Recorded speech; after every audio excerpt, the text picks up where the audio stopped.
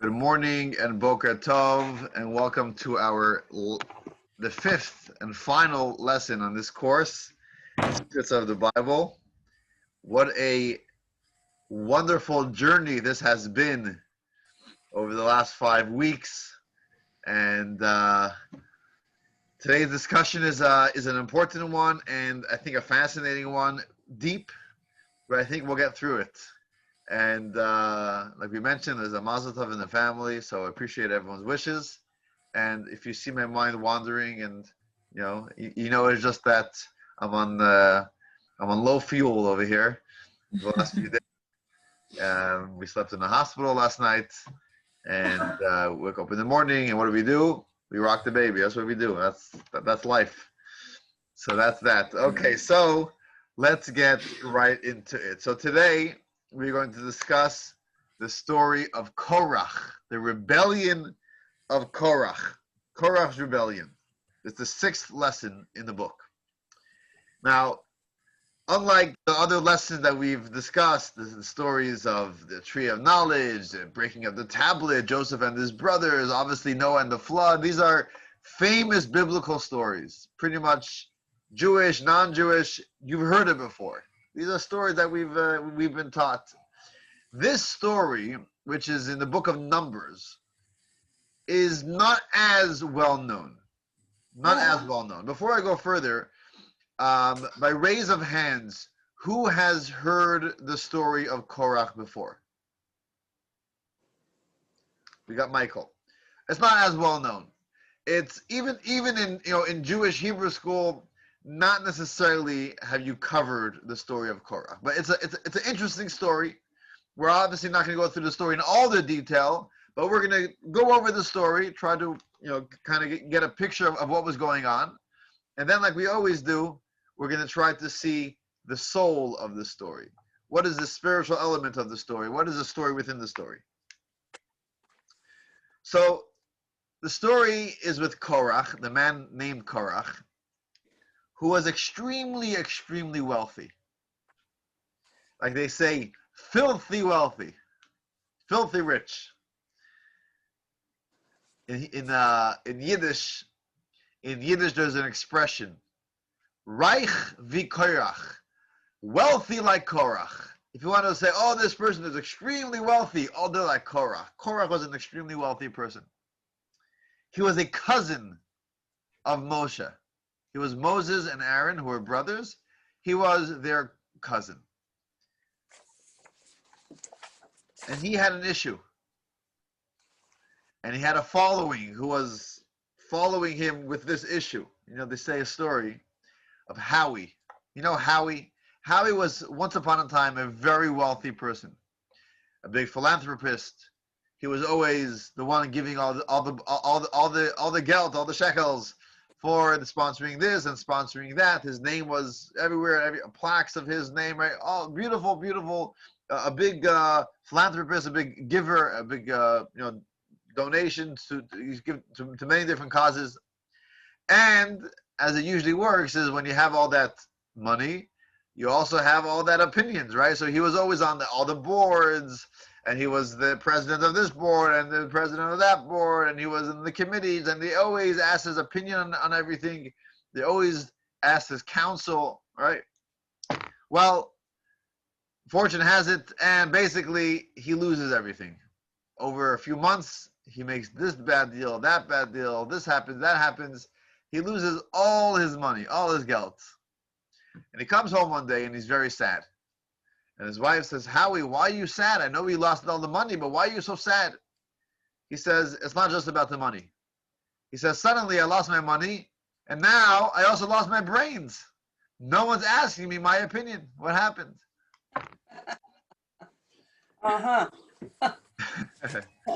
So the story of Korach is someone who's extremely wealthy and has an opinion. And people are listening, giving him the time of day to hear his opinion. So what's the story? So Korach was a cousin. He was a cousin of Moshe and Aaron. He's living in the desert together with all the Jewish people during the 40 years. And he comes with a complaint. What's his complaint? His complaint is, Moses, why are you taking all the leadership positions for yourself? You're taking it for yourself and for your brother Aaron, right? What is this, nepotism? What is this? Trying to, is that power control? You're just trying to keep it all for yourself? Your descendants are Levites. Your brother's descendants are Kohanim, the priests. What is this? I'm also part of the family. Let's spread the wealth. And he has this rebellion against Moshe. And like we said, he has a following. He has some others that the Torah lists by name. And then he has 250 leaders in the community, and they're all behind him. And they come up with a whole to-do, the whole shebang, and they make the big scene that says, Moses, this is not right.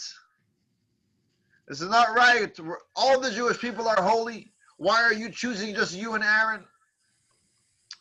And Moshe hears this, and he falls on his face. He says, wow, I've been through so many complaints.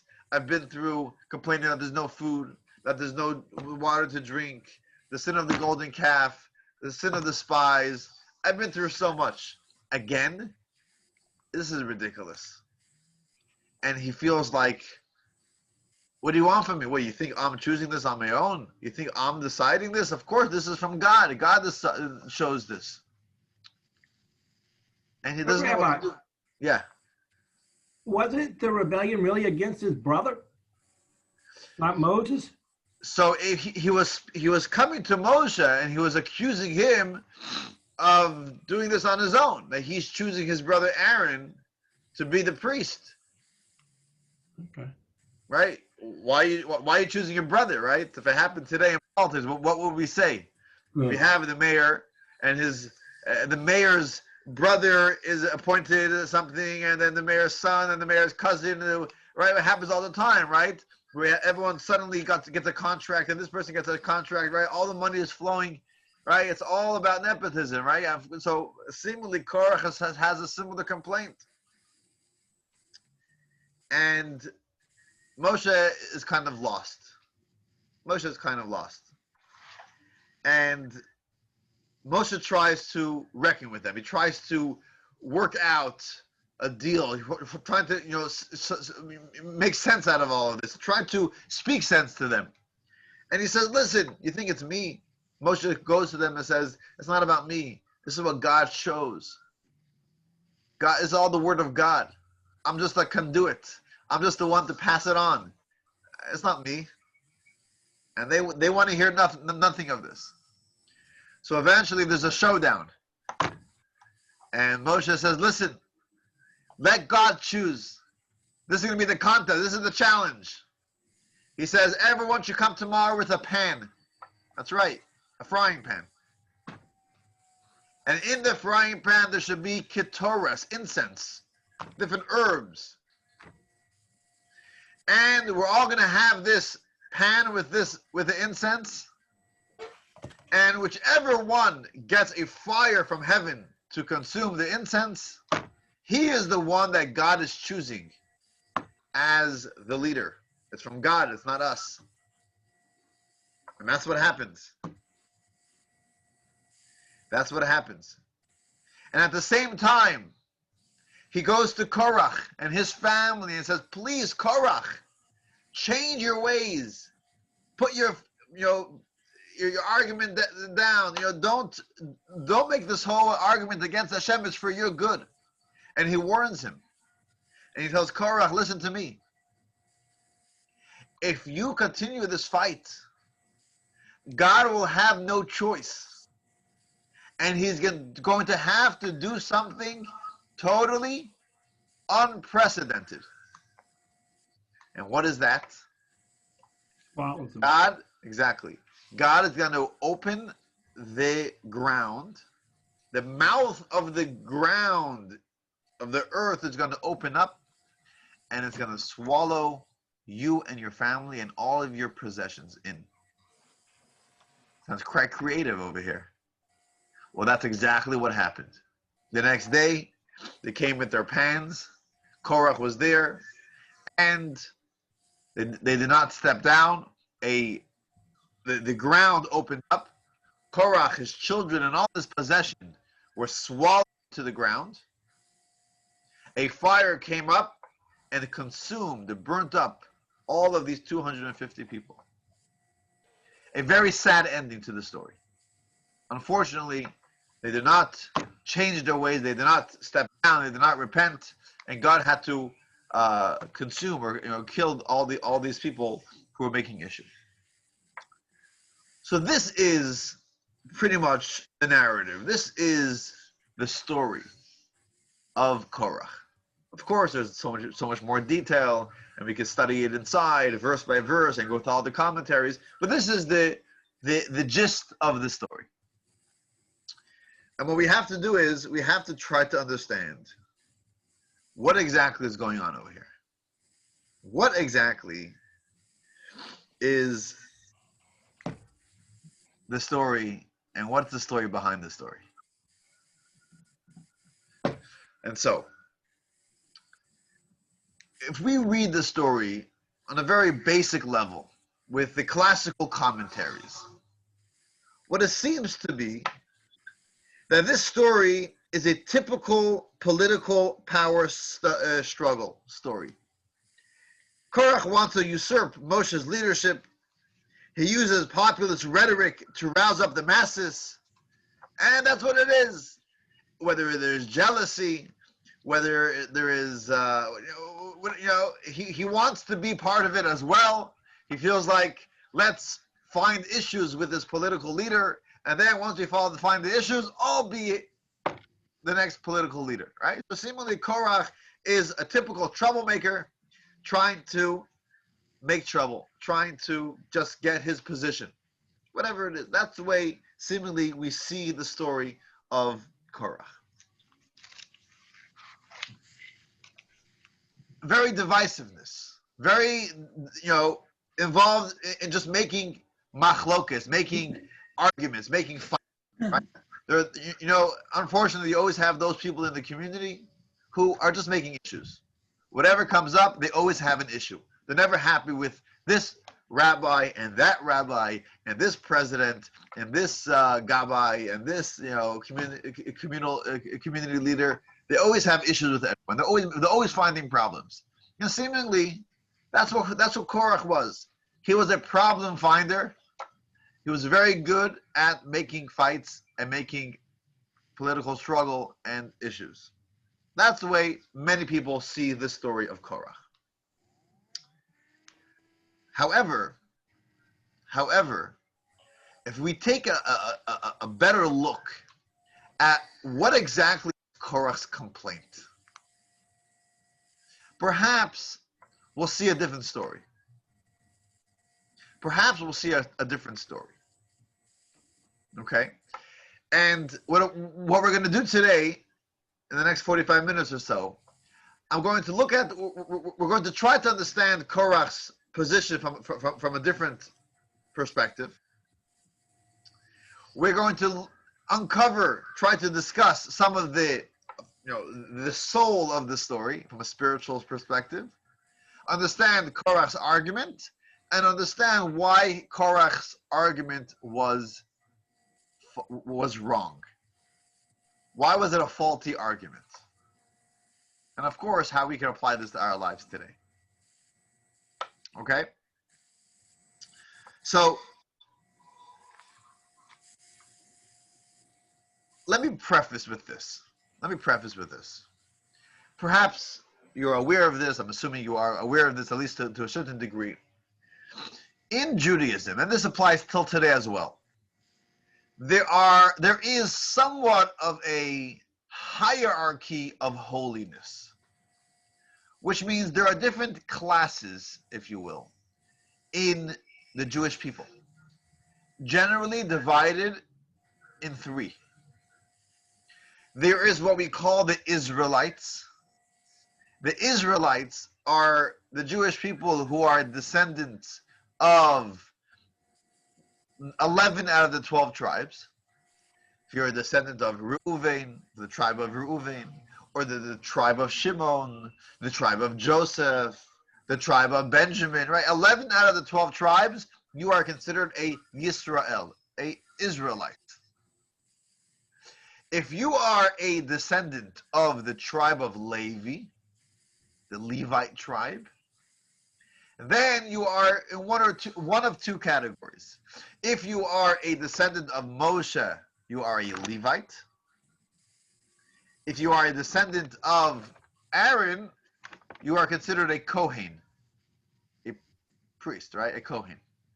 We have, for example, Tom Levy over here on my screen. He's on the bottom right. His, I guess, grandfather was a Levite, right? That's why we have the last name Levy. He was a descendant of Moses. Very special. You have others, perhaps in this class as well, I'm not sure, who are descendants of Aaron, who are a Kohen. We go, but it's a paternal lineage, so it has to be a father's father's father.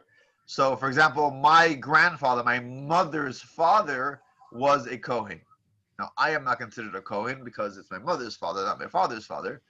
But my mother's father was a Kohen, and to make this complicated, my father's mother's father.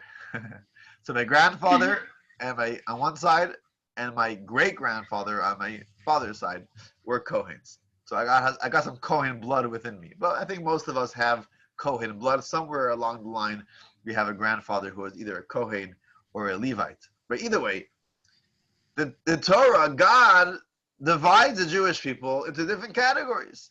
We have the Israelites, and we have the Levites. Levites divided into the Kohen and the Levite. And then we have the Kohen Gadol, the high priest. Aaron was a high priest, right?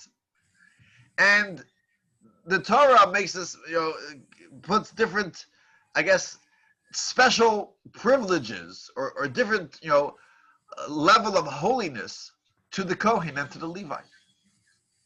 So, for example, the Kohen and the Levite, they were the ones who were chosen that they would do the service in the temple. An Israelite was not allowed to do the service in the temple. Only a Kohen and a Levite. There are certain services in the temple that only the Kohen Gadol, the high priest, was able to do.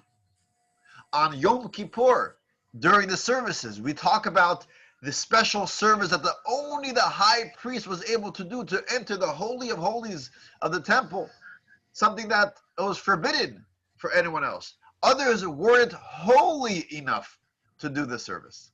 Only the high priest is holy enough. There are certain services that only the other priests are able to do. In fact, because of this, there is different places in Israel that was given as a portion, as an inheritance to the different tribes of Israel. The tribe of Levi, they lived right around the tabernacle in the desert and right around the temple in Jerusalem. That's where they lived. Why? Because they were the ones who did the service in the temple. There are certain gifts, like a tax, 24 different gifts that in biblical times we had to give the Kohen and the Levite. Special gifts that they got. We had to support them. Till today, we are told that we are supposed to give certain honors to the Kohen. For example, when we call people up to the Torah to make a blessing, if there's a Kohen in the house, we are supposed to offer them the first aliyah. The Kohen gets the first aliyah. The Levite gets the second aliyah. We're supposed to honor them. So seemingly there is a hierarchy of holiness in Judaism. A Kohen is holier than a Levite. A Levite is holier than an Israelite. Now, could we better understand Korach's argument? What was Korach's argument? So let's look at text 1 on page 174.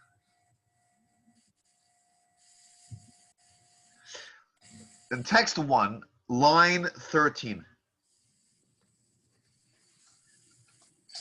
line 13 is the exact words in the scripture of Korach's complaint. What was his complaint? Line 13. Enough, Korach says. The entire community is holy, and God is amongst them. Why do you raise yourself above the congregation of God? These are the exact words of Korach. What is he saying? The entire community is holy. Why do you raise yourself above the congregation of God? Does that make sense? I think so. I think he has a good argument over there. If you remember, just last week, I believe it was, we spoke about the broken tablets. What do we say? What do we speak about at the revelation of Sinai? Who was there? Was it only the Kohen? Was it only the elders? Was it only the holy people? Or was it all of Israel? Men, women, children. Everyone was there. Every single Jewish person stood at the mountain, and God spoke to each and every one of us. So we were all there. We are all holy. We all have this relationship with God, this direct communication with God. So the question is, why are you raising yourself above the community? Which means, why are you saying that you are holier than others?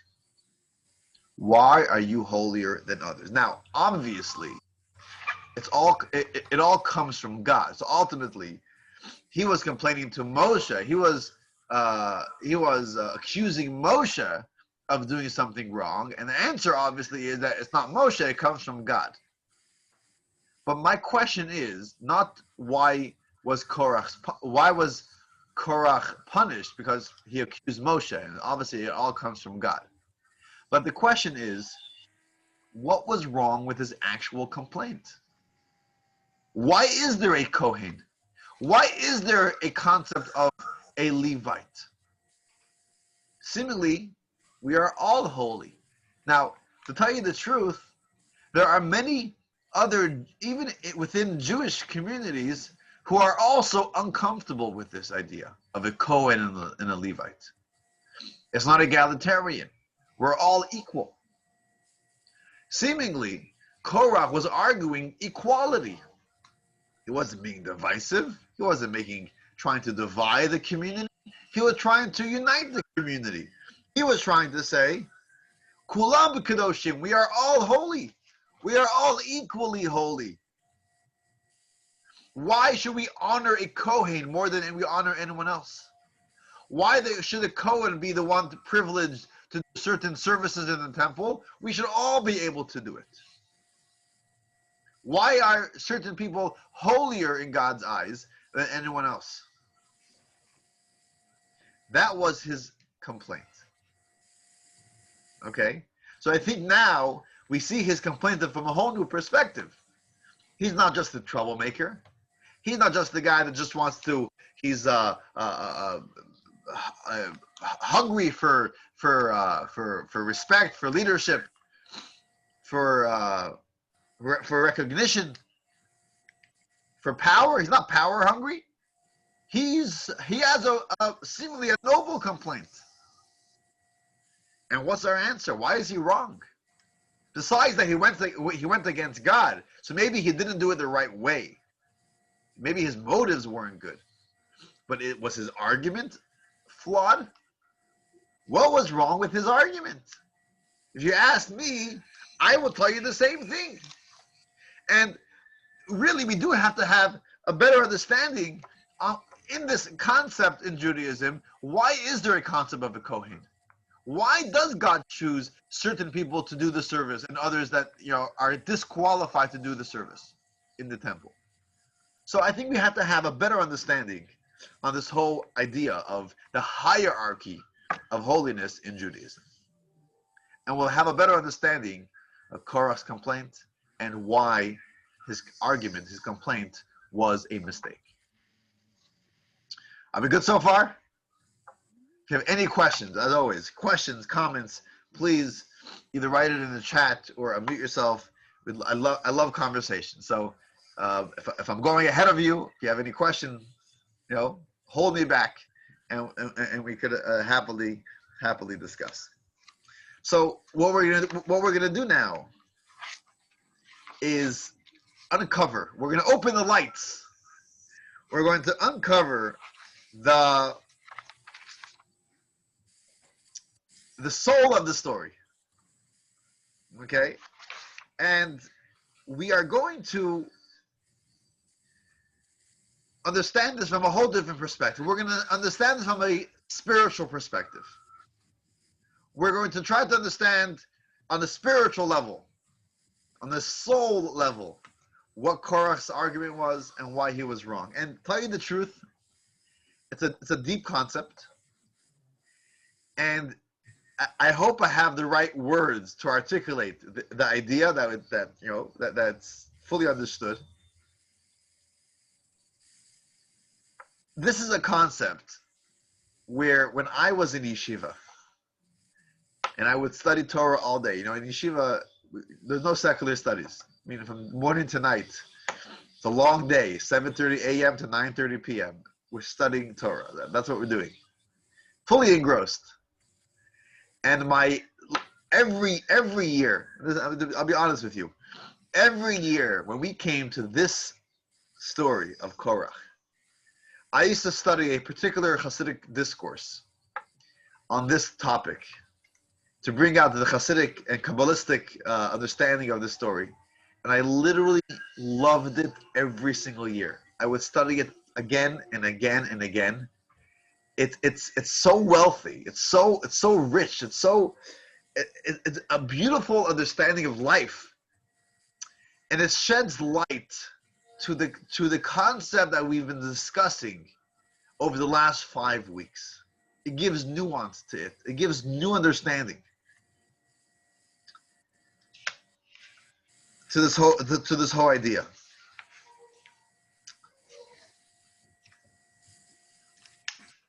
So let's get right into it. And we have to begin. I think the place to begin is to understand what is the spiritual idea of a Levite? What is the spiritual idea of a Kohen and an Israelite? So yes, the Levites served in the temple, but what does that mean to us? What does it mean on a spiritual level? So the way Kabbalah looks at this whole story, at the Levite, at the Israelite, it's really about what does a person involve themselves in throughout the day. The Israelites, they were all involved in different occupations, whether they were farmers or shepherds or merchants, teachers, soldiers, government officials, whatever it was, that's what they were involved in. It's the average Joe Schmo, right? We're involved in life, in the materialistic life around us. We are involved in things that are, a big part of it are meaningless. I don't mean meaningless as in there's no point of doing it, but they are in things that really openly add meaning to our life. If I'm selling, if I'm a mechanic and I fix cars, is there direct meaning in fixing cars? No. I fix cars and it helps other people, and obviously that is very meaningful. But there's no meaning in the actual act of fixing a car. There's no spiritual meaning. And in many areas in life, it's just materialistic, mundane, as I call it. It's secular. It's not holy, per se. And that's what we engage in most of the time. Most of our day is involved in materialistic things. But then there is the Levite. What were the Levite doing? They were serving in the temple. In other words, they dedicate their life to serve God. They are entirely devoted to God in an open manner, which means they are anything that they're doing is directly connected to godliness. They are serving in the temple, which means that their engagement is in holy pursuits. So it's study of Torah, it's doing a mitzvah, it's helping others, directly helping others all day long. That's what they are involved in something which you see, wow, this is a godly act. This is a very, very holy spiritual pursuit. That is what their involvement is. So a Levite and a Kohen, yes, there are certain people who are born a Kohen or a Levite, but every person could be a Levite in their own life as well. I want you to skip to text 7 on page 185. And text 7 is from Maimonides. And he talks about how each and every one of us could be a Levite. He says like this in text 7.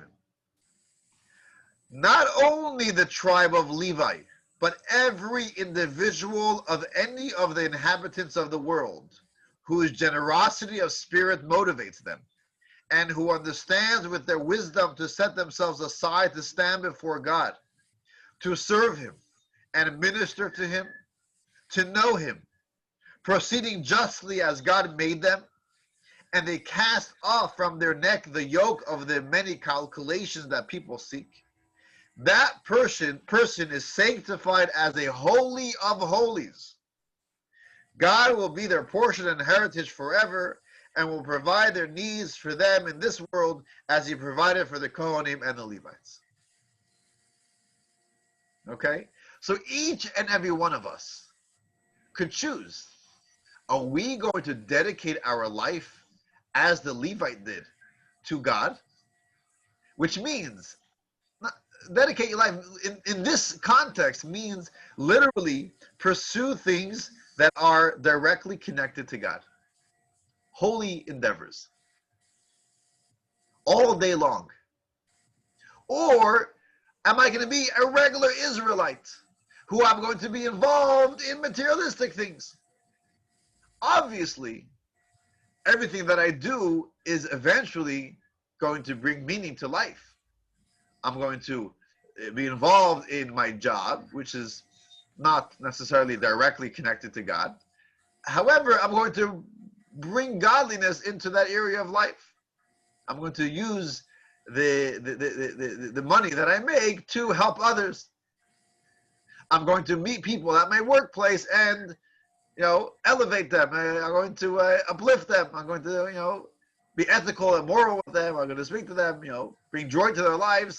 So indirectly, I am using the materialistic world to make it, bring godliness out there as well.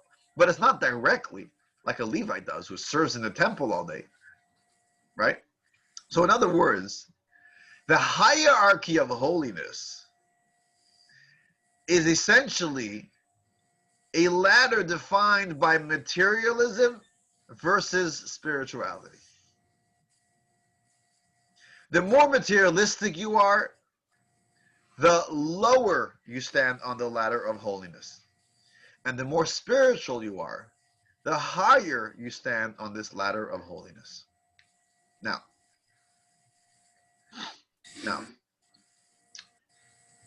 this is the way we see the idea of a Kohen and an Israelite in our lives.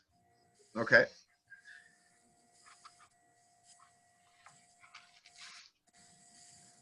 In other words, if I could use some words that that actually is not in the textbook over here in the JLI, but something that Hasidic discourse that I always used to love studying uses a little bit of a different terminology over here.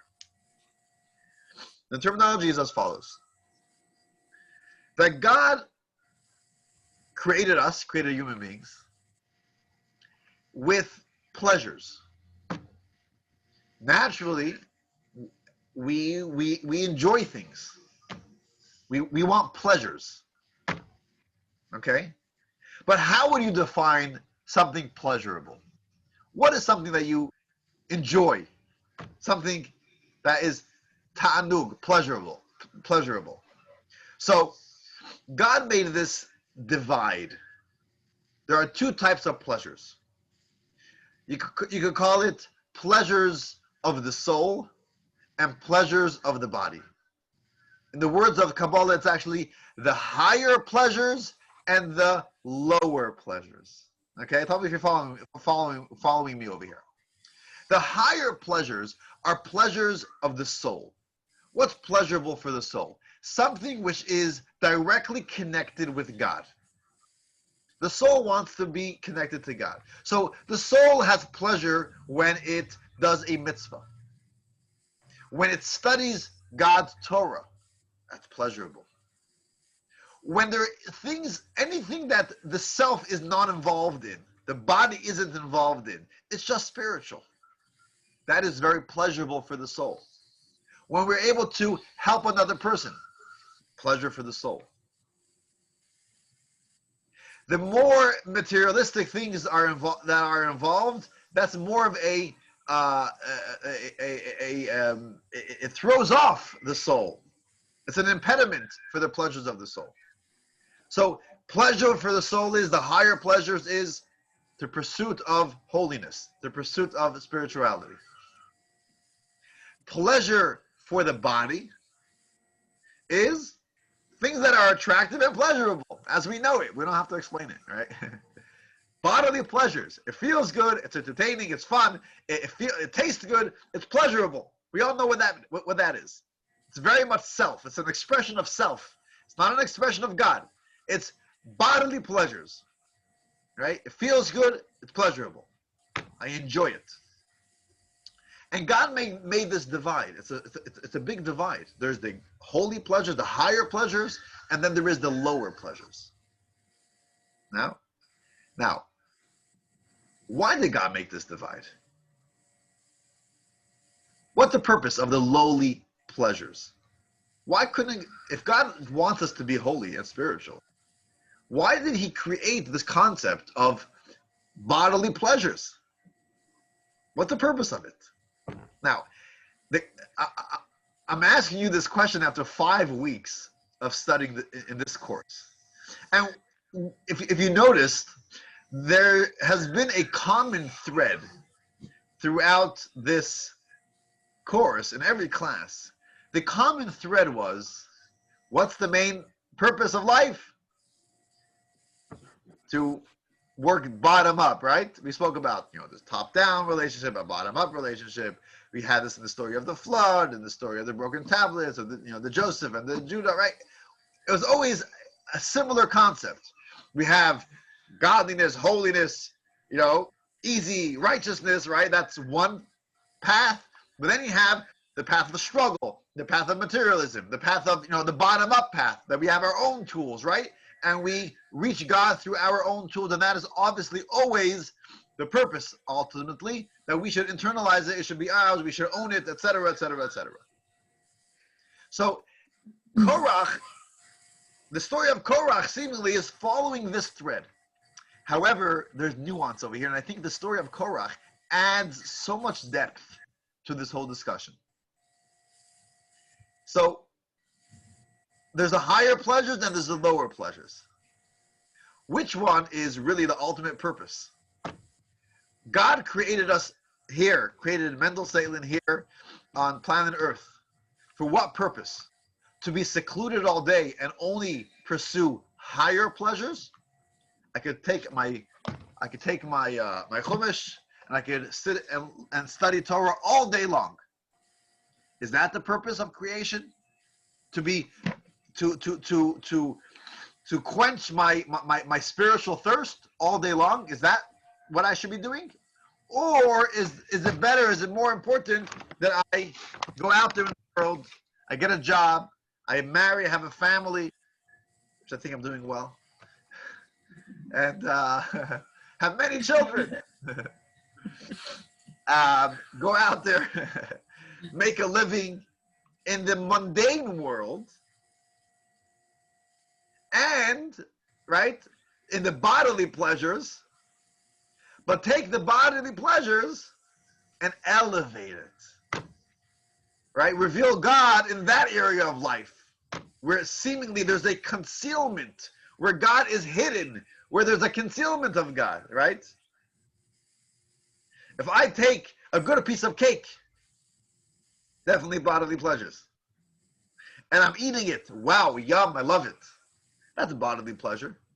However, if I make a blessing before I eat it, and I'm eating it in order that I should have the energy to sit through a JLI class, oh, now I am elevating this material, this bodily pleasure. I'm making it holy. I am revealing the godliness within it, right?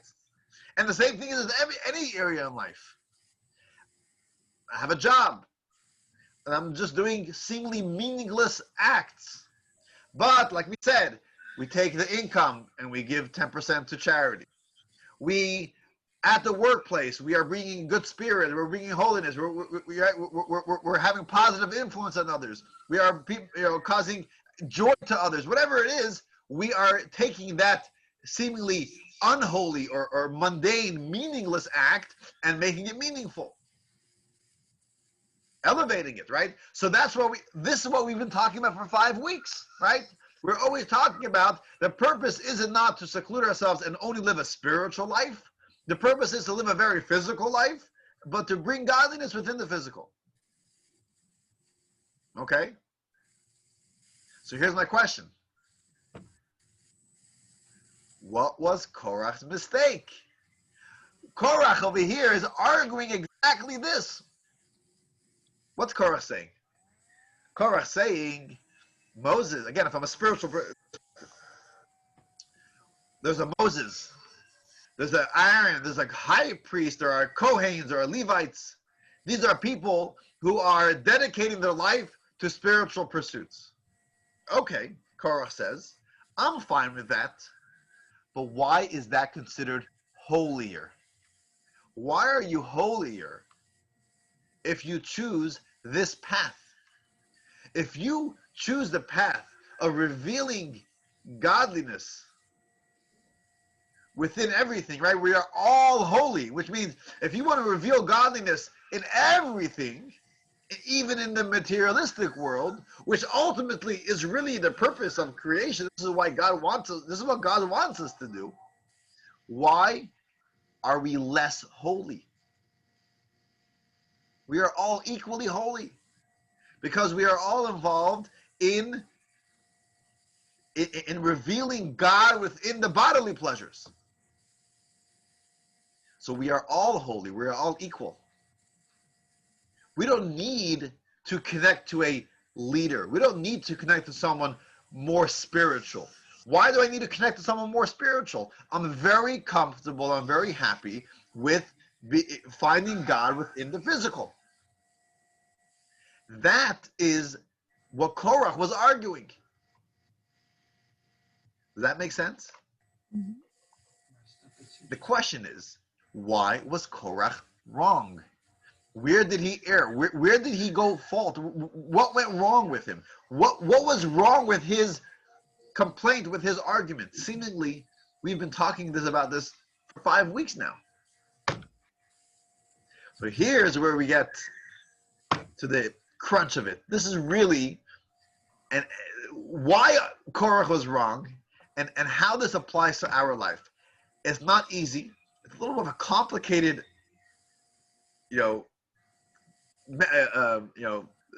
idea. It's a paradox. This is what it is. And I'll start with an analogy. And tell me if you can, if you have any questions or if you want to stop me, please. This is an analogy. And it's an analogy that I heard when I was younger. Perhaps you could debunk it. I don't. Maybe it's wrong. Maybe it's not true. But this is the analogy. The analogy is of a spider, a web, and a fly. Okay?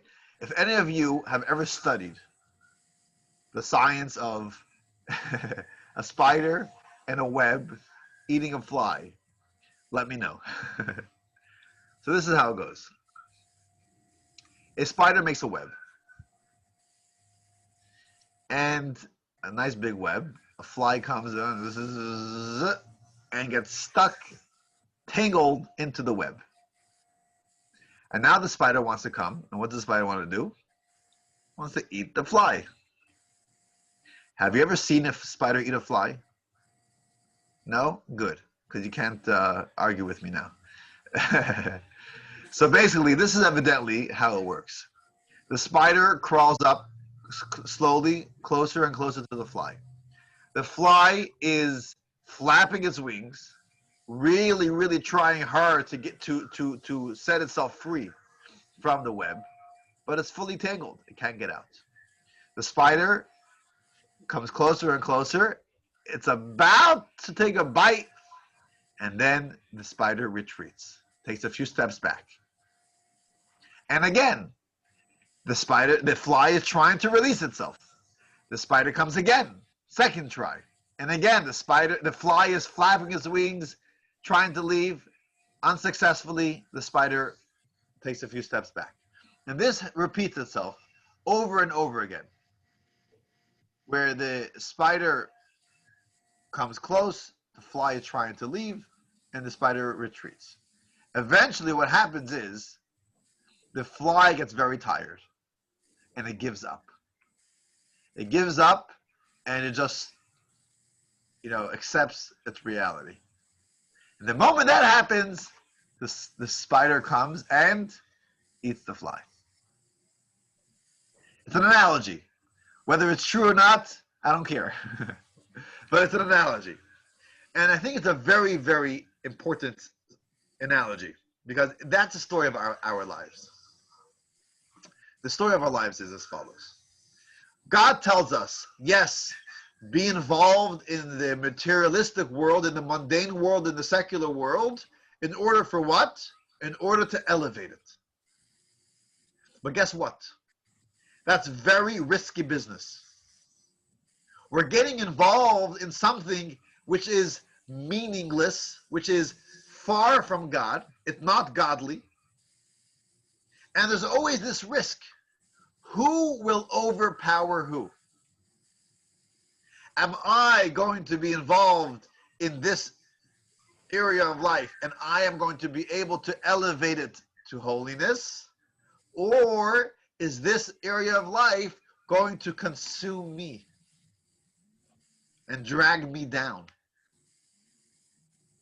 Who is going to influence who? It's a risk that we're taking. When we are going and getting involved in other areas of life, it's a risk. And by the way, you know that there are some Jewish sects, maybe ultra-Orthodox Hasidic sects, who are very concerned about this. And they do seclude themselves completely in their own community, and they want only minimal relationship and access to the outside world for this exact reason.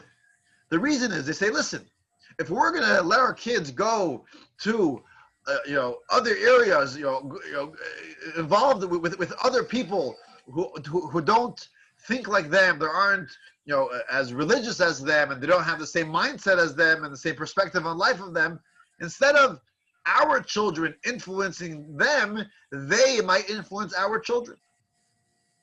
So what do they say? We're going to seclude. We're just going to keep them amongst us. There's something to that.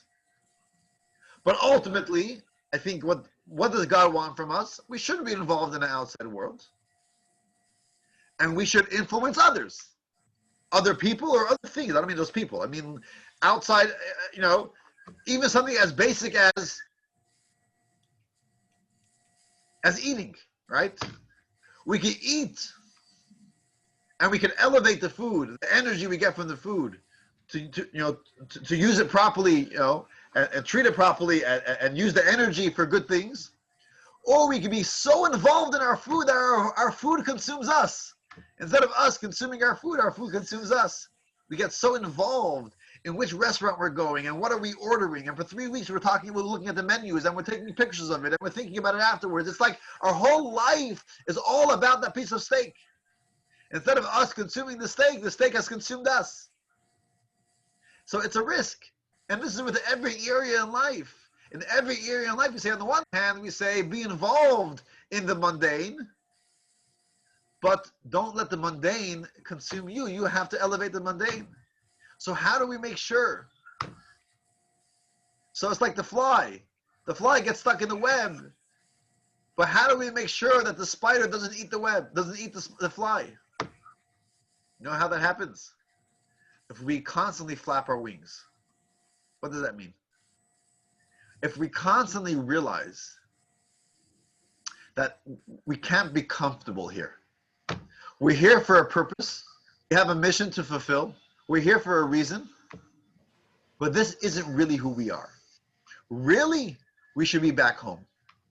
Really, we shouldn't be involved in this. Now, to talk about the ideas of the bodily pleasures, we should yearn. We should really think about it and say, you know what? I really do want to study more Torah. I wish I could be more spiritual, be more involved in spiritual pursuits. However, God doesn't want me to do that. God wants me to be involved in the materialistic world as well. But we can't be comfortable in the materialistic world. Because once we're comfortable, it will consume us. So this frustration that we're supposed to be frustrated and say, why do I have to be involved in the mundane? I don't want to be involved in the mundane. So it's like, so here's the paradox. On the one hand, we are told we should be involved in the mundane, but at the same time, we can only be successful at it if we don't want to be involved in the mundane. Does that make sense? If we are very comfortable with it, then we can't influence it. We can only influence it if we are uncomfortable with it. If we realize that really, really, we should be a Levite. Really, really, we should want to dedicate our life to spiritual pursuits. But we shouldn't actually do that because then it's not the purpose of creation. The purpose of creation is we should be involved in the mundane and reveal godliness in the mundane. So that's what's the dichotomy over here. That's the paradox. We should be involved in the mundane but not want to be involved in the mundane. Does that make any sense? So I read this story a while back, and I'm terrible at names and terrible at details. So maybe I'm totally making this up, but this is a story I remember reading once. It was involved maybe in the First World War, the Second World War. I don't know. Maybe I could say this story. Maybe it sounds familiar to you. There was whatever country it was who was seeking intelligence from the other country. So they had this whole plan. What was their plan? They had a young man who worked for intelligence, a soldier of the intelligence department, and he was going to cross into enemy's territory. And the weak link that they found that they had, someone to get the information from, was a young woman who was, I think, a nurse or a doctor, and she had the information that they needed. So the plan was that he would befriend her. They would become, friends. There would be some chemistry between them. And over time, over weeks, over months, he will be able to kind of get the information he needs from her. And the plan started working as planned. He gets over enemy lines. He meets this girl. They go out to the pub. They go out to the restaurant. There's some chemistry. They click. They start, they're hanging out together for a few days, for a few weeks, and they're becoming pretty close with each other. And seemingly soon he'll be able to start, milking her for some information. How did this whole plan go sour? because they truly fell in love. They truly fell in love, and then they ran off together somewhere. And I think this is so important to our discussion today as well. We are sent down here for a mission. And what's the mission? The mission is to go out there in the mundane world and elevate it, right? To be involved with the enemy as in something which is totally divorced, devoid of godliness, of holiness. Godliness is fully concealed in these areas of life, but we should be involved in these areas with our bodily pleasures. Be involved in it, of course, but do it for a reason. Do it for a good purpose. Bring meaning to it. Elevate it to something positive, to something holy, to something godly. That's the mission. But don't fall in love with it. Sometimes it's very enticing. Sometimes we get carried away. It will consume us. And then we're not able to fulfill the mission. So we have to elevate it. How do we elevate it? By staying focused and by always realizing that really there's a whole spiritual pursuit as well. So when we feel connected to those who do choose that spiritual pursuit, that keeps us focused and enables us to do our mission with the physical. So how does this translate into the story of Korach? The story of Korach is, what was Korach's mistake? Korach's mistake was he did not recognize how important this link to the spiritual world is in order to be successful in the physical world. He was saying, we don't need Moshe, we don't need Aaron, we don't need people who are spiritual. They are not any holier than anyone else. And the answer is, they're not better than anyone else, but they are holier in the sense that they are involved in holier pursuits. They are involved in spirituality. And in order for us to be successful being involved in the materialistic world, we have to be connected to those who are involved in the spiritual world. That keeps us focused. And that will enable us to be successful. So that was his mistake.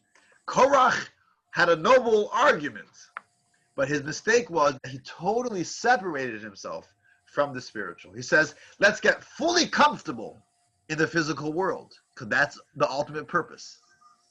Yes, that is right. It's the ultimate purpose, but don't get comfortable at it. Always realize you have to be connected to the spiritual. So this is the spiritual understanding behind the hierarchy of holiness. The Cohen and the Levite, it's the Cohen and the Levite are there to keep the Israelite focused, to keep them on track. And that's why it's so important.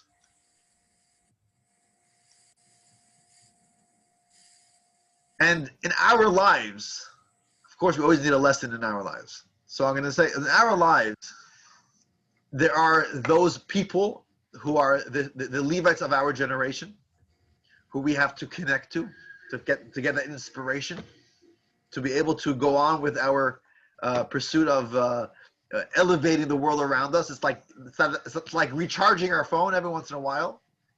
But then there's also the time of day. I mean, we mentioned this in the past as well. We need that time of day.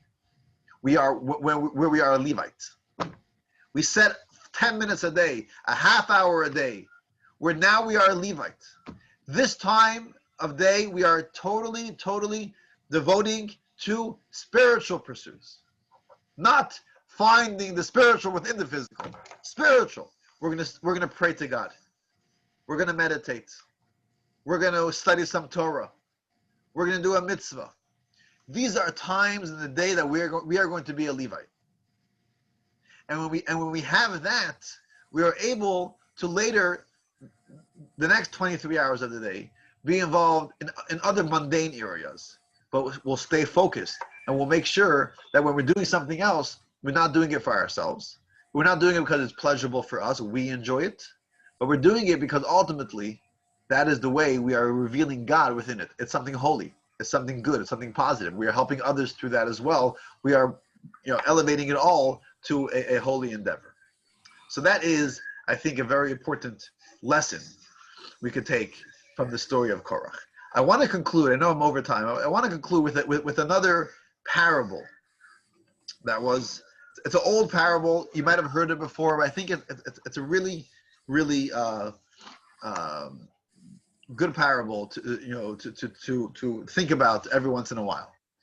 Have we heard of the parable of chicken fat? Does that sound familiar? The chicken fat parable. No? Okay. Here it goes. So in short, this is great. I love this parable.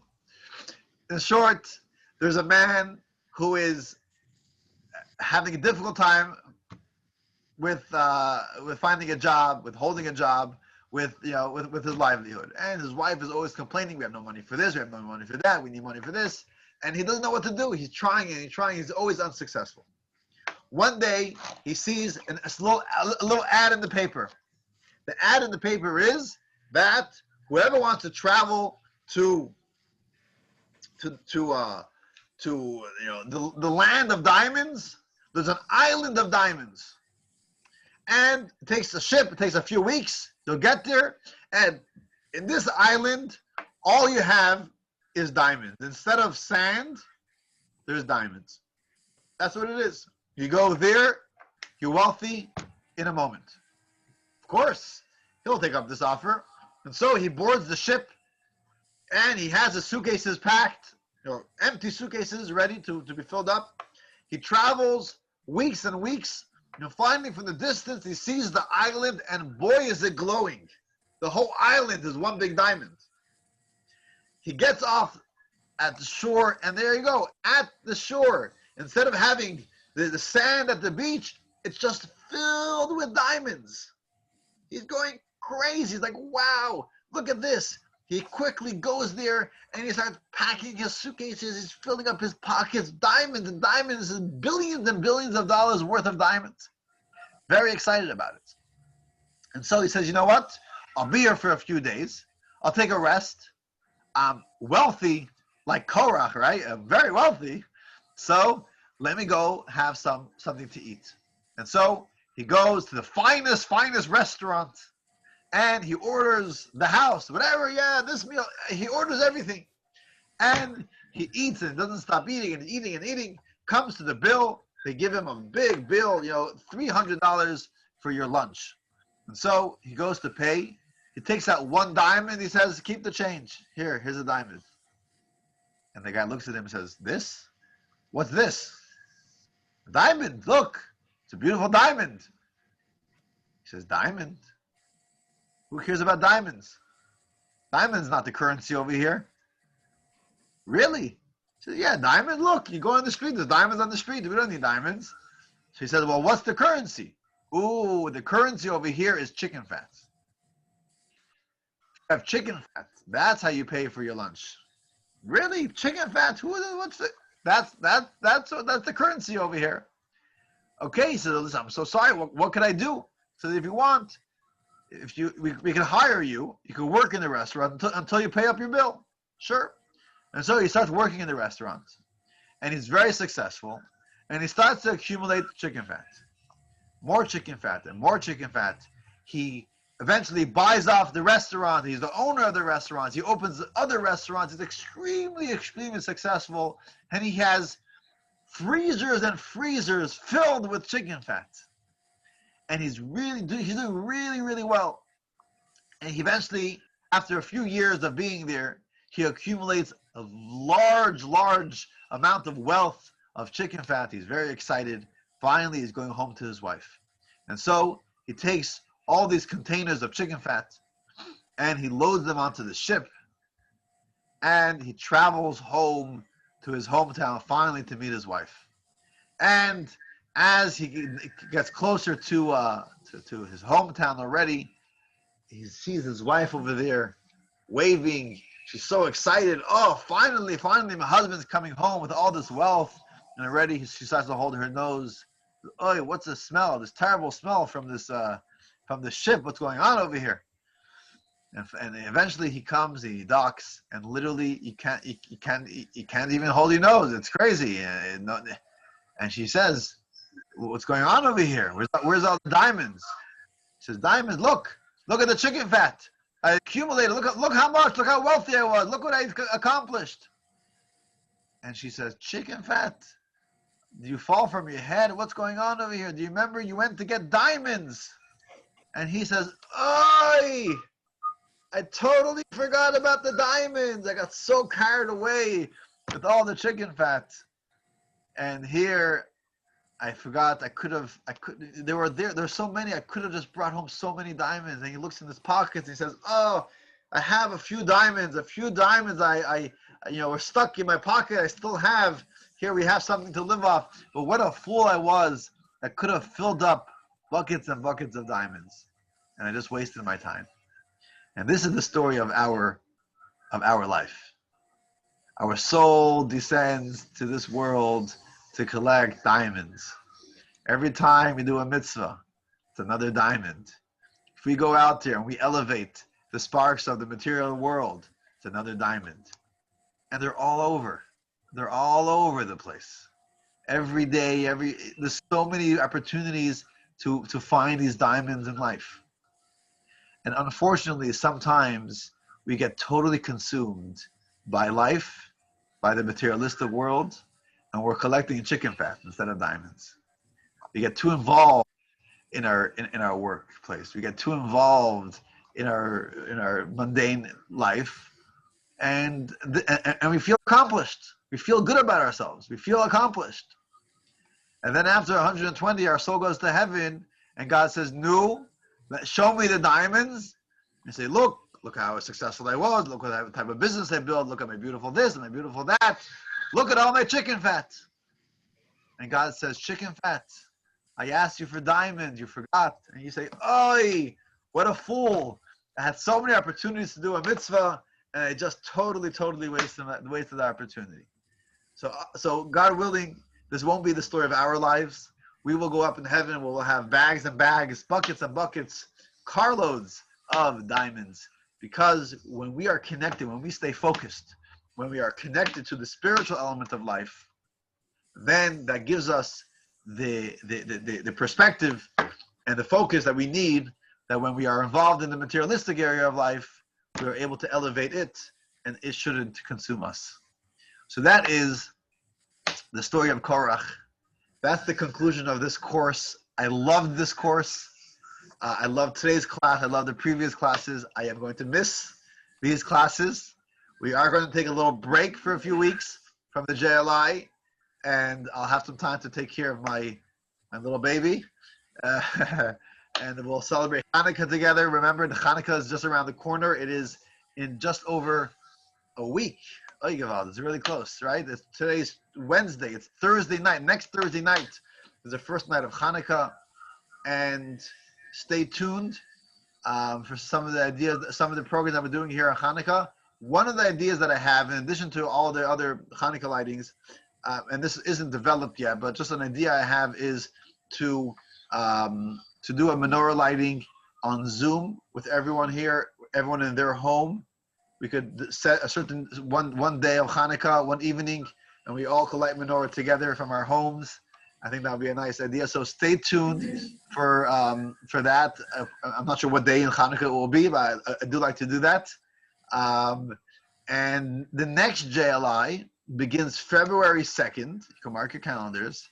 The course is titled Journey of the Soul, and it talks about life and the afterlife, the soul, etc. For those of you who have taken JLI before, there was a course with the same title, the same name, maybe 3 or 4 years ago, Journey of the Soul.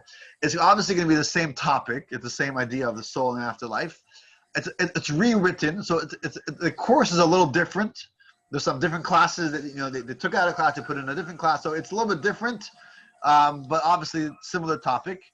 I mean, I think it was our best class, most well-attended class since we gave JLI, Journey of the Soul. One of the perks is that it is accredited, so you can get for continuing education for social workers, for therapists, and even doctors. I think all doctors could get up to 9 credits.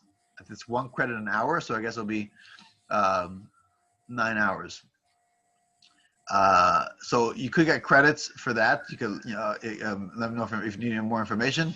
I don't have it on our website yet, but over the next 2 or 3 weeks, I will have it on our website, so you'll be able to sign up. We're going to do similar to what we did this time. We're going to do a morning on Zoom, and we'll see what happens. We're hoping we'll be able to do an evening in person as well, but we'll definitely do a Zoom class in the morning. So that's that. So that's the information that you need to know. And it was great being with you for 5 weeks. Have a wonderful Hanukkah, and stay tuned. Let's be in touch. If you have any questions, I'm here as long as you hold me.